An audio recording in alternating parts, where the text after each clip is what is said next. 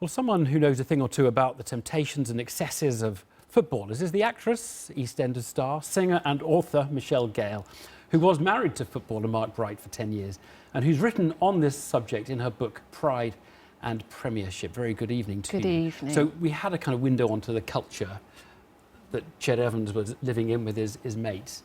Did you recognise that culture? Absolutely recognise it.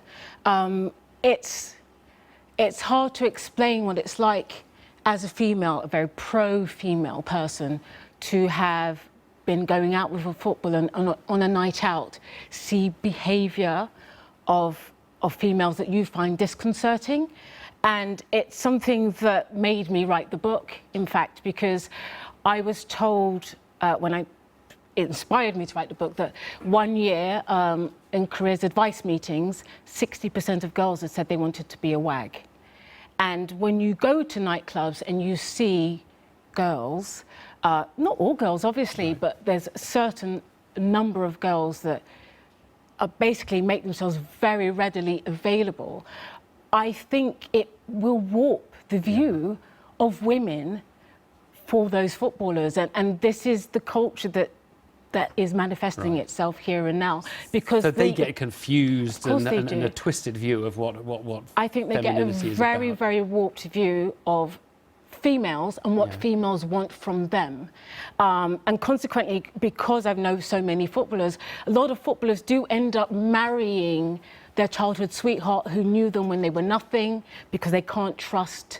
But I'm wondering, are you using this as an excuse for the footballers' behaviour? Not an excuse at all. But just a kind of an explanation of this weird, contorted world? It is not an excuse at all. It's just the reality, and people can judge it however they want, but that is the reality that they live. What are the girls getting out of it? Because are they just wanting a night? Are they wanting to get married? Are they wanting the money? What is it?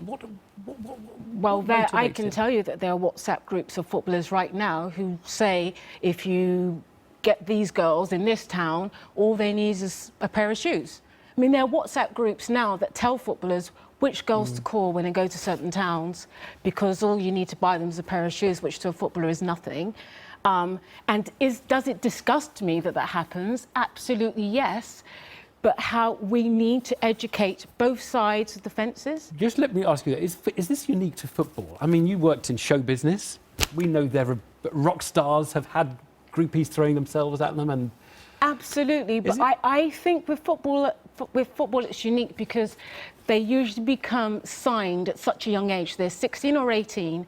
There's a lot of arrested development, because once they're signed at 16 or 18, literally, it's very hard for them to evolve. They tend to stick to the friends they knew before they signed, because they feel that that's a safe haven. So even though they travel the world, and which should lead to you evolving as a person, literally they stay 18 for a large portion of their lives. Right. And they can, and they have all the pleasures of teenage. Yeah.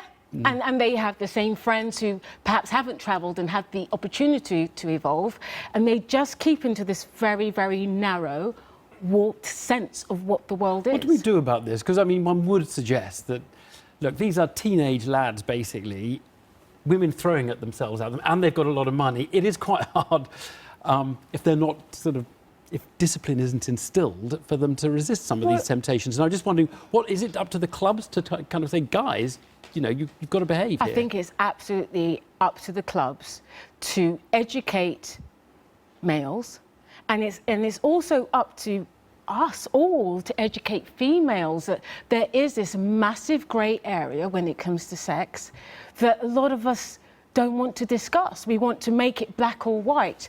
This case is the prime example of grey area. She's not a liar.